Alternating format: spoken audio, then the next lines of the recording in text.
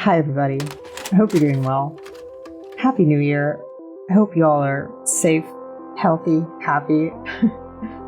This video is probably going to be a little more stream of consciousness. I've been experiencing a bit of art burnout lately, so I'm taking a few weeks over the holidays to relax, draw less, and just kind of reflect on my progress as an artist in 2021. It has been a crazy year. There have been some high highs and some very low lows. I've been thinking about what went wrong, what went right, and the goals that I want to set for myself this upcoming year in 2022. Before we get started, I just want to say these are the goals that I'm setting for myself. For my growth coming from where I'm currently at on my journey as an artist. These might not be the best exercises or goals for you watching this, but hopefully they'll work for me. I wanted to share these insights with you to give you some ideas that you might not have heard of, and also to hold myself accountable to these goals. But don't feel any pressure like you necessarily have to do the things that I'm doing. Instead, I would encourage you to also maybe take a few days to reflect on your own growth and figure out your own goals and your own path moving forward. Maybe we'll have some similar goals for this year, but maybe you'll come up with something awesome and totally different as well. Also, again, before we get started, apologies if the voiceover is a little bit rough. I've been a little under the weather for the last few days. Nothing serious, but I'm still a little bit congested. Okay, with that out of the way, the first thing that I want to do more of as an artist in 2022 is film studies. Film studies are quick paintings or sketches referenced from still frames from movies, with the goal to kind of learn from the director's sense of storytelling, color, and composition. For the past 2 years, I've been doing a ton of map crunch or digital plein air landscape studies to get better and more confident in drawing environments. It has been just the biggest help to my work. I credit it with most of my progression as an artist from the last few years. I went from someone who just drew characters on a blank white background to being able to block in and paint an entire busy city street. Not quickly, but I can do it. But right now, that's just it. I feel like my problem is that when I try to create really complicated illustrations with multiple characters or big environments, I really tend to overthink and second guess myself during the entire process. It takes me just way too long. I over-clean everything, I overcomplicate the layers. The final result feels polished, but just kind of stiff. You know what I mean? So that's a big hurdle that I want to get over this year. I want to get better at doing full illustrations with a faster, more like looser, painterly approach. I want to feel more confident in my painting and less reliant on layers. You guys know that I'm a bit of a layer junkie, so I really want to commit to my paintings and my pieces by starting to merge down the layers during the process. I want to be able to finish painting in 5 hours instead of 50. Now, speed is not as important as good work. That's something that I definitely know. But I think that I'm at a point where I need to improve my overall process of painting by just producing more paintings. I know that I'm the type of person who learns best on the job, and I think by finishing more story moment type of pieces this year, I'm going to learn and improve just through the repetition of that process, and I'll be able to produce more as I get faster at it and grow and improve in doing that. I don't know how helpful it is to say, I'm going to draw 10 poses a day, or I'm going to fill up 12 sketchbooks this year type of goals. If you miss a day or fall behind, you really start to beat yourself up about it and get discouraged. I want to caution against making unrealistic goals and setting yourself up for failure, because then you start to beat yourself up for a supposed failure that truly only exists in your mind. You're not failing anyone but your own unrealistic expectations. Despite that, I do kind of want to set a goal to do a certain amount of film studies this year. I would love to do 50 for the entire year. That's about 4 a month. I think that's doable with my schedule. At first, I was going to set it to 100. Then I did the math and I was like, 100 would be doable if I weren't working a full-time job, but given that I am, I think this is more achievable for me. I want to spend a little bit less time studying landscapes and anatomy separately this year, and instead start doing a better job studying and visualizing entire compositions.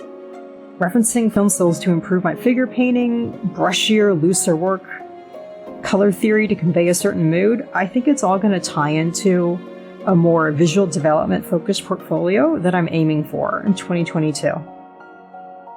Another big thing that I really want to do this upcoming year is YouTube. Yeah, in 2022, I want to focus on making more YouTube videos. I started this channel kind of at a whim last year, and it's been a little slow. I mean, honestly, most of you know that I streamed on Twitch for a few years before I ever even considered YouTube, and Twitch is my primary platform for sharing art and learning alongside this community. I love Twitch. It's always going to be my go-to, but it's also become very familiar and almost comfortable for me now, whereas YouTube is pushing me out of that comfort zone and proving more of a challenge. YouTube, ArtTube, scares the heck out of me. There's so many people who have been in this game eons longer than I have. I'm new, I'm just getting started, I don't know what I'm doing. YouTube feels more produced, like I need to bring things up to a higher production value. The fleeting nature of live streaming means that if you have an off day, you don't draw your best, the VOD kinda just gets lost to time. You'll do better the next day. Nobody will remember. It doesn't matter. It was yesterday. But the permanence of YouTube videos is different. It's so intimidating. Like, once you create something, it's just there forever. The idea of that is terrifying to me, but it's also a challenge. A challenge that I'm more and more interested in facing head on. And I'm honestly enjoying the process of editing the videos a lot more than I thought I would. I think I'm learning a lot about After Effects, and I'm learning a lot of techniques and skills that I can use for animated projects in the future.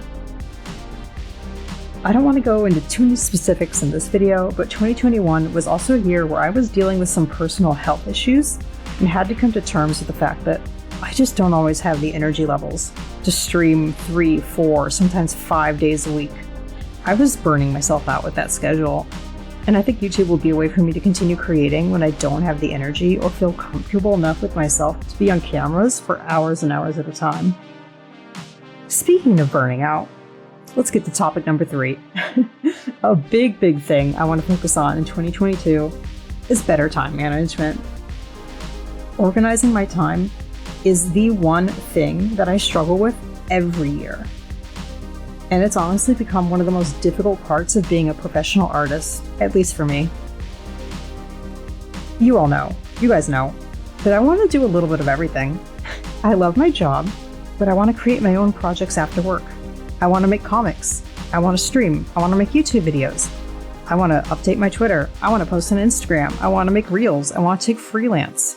I want to run a shop. I want to do cons. I want to publish things on Gumroad.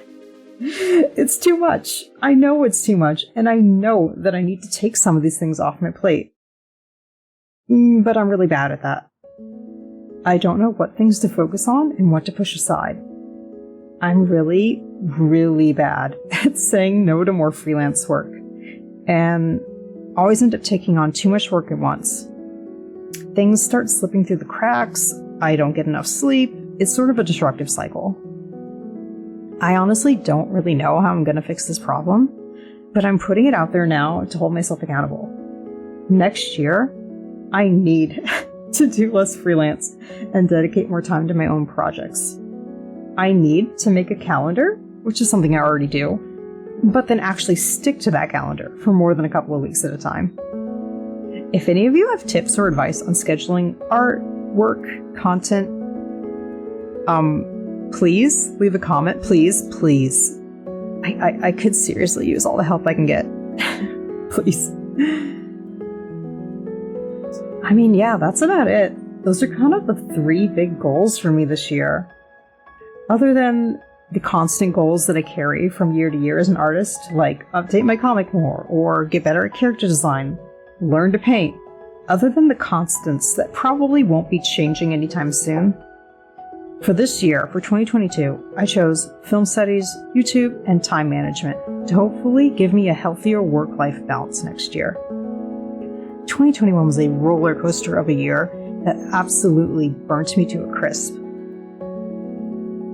Really low lows, really high highs, and just an overall lack of sleep. I don't know what 2022 has in store, but I hope that we'll all be able to look forward to a healthier, happier year. If you guys have any 2022 art resolutions, share them with us here or on Twitch, and hopefully we can keep each other accountable. That's about it from me today. Cheers, everybody. Happy New Year.